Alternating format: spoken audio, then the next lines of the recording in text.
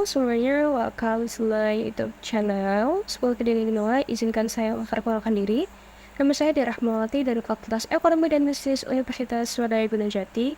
Video sebelumnya, saya telah membahas mengenai College Management Culture in Organization atau budaya manajemen pengetahuan organisasi. Nah, di video kali ini, saya akan sedikit membahas mengenai Human Capital atau modal manusia. Sebelum video ini dimulai, jangan lupa untuk like, comment, and subscribe. And now let's move into this video.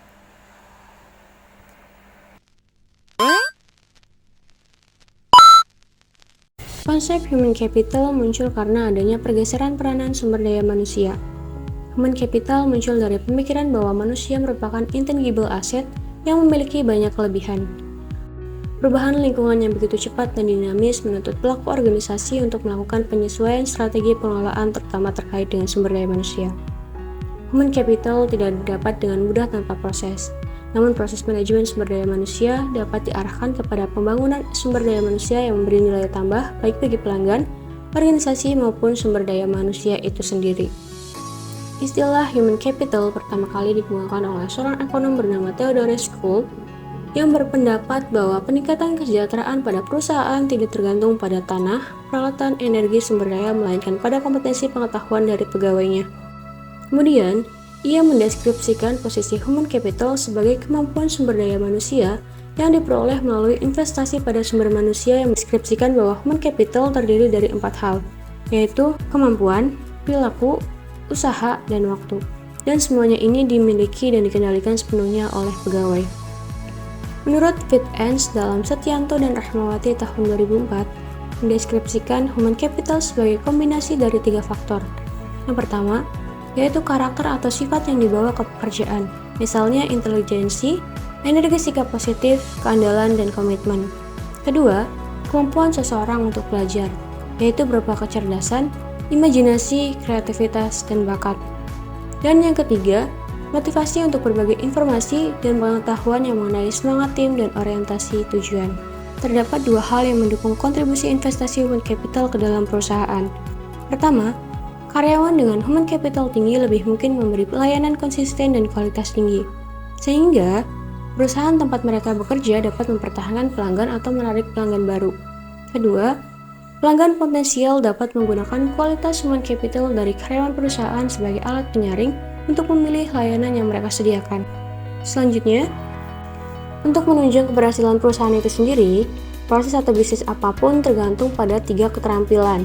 Yang pertama, commodity skill. Commodity skill ini merupakan kemampuan tidak spesifik untuk bisnis tertentu, dapat langsung diperoleh dan lebih kurang sama nilainya bagi setiap bisnis.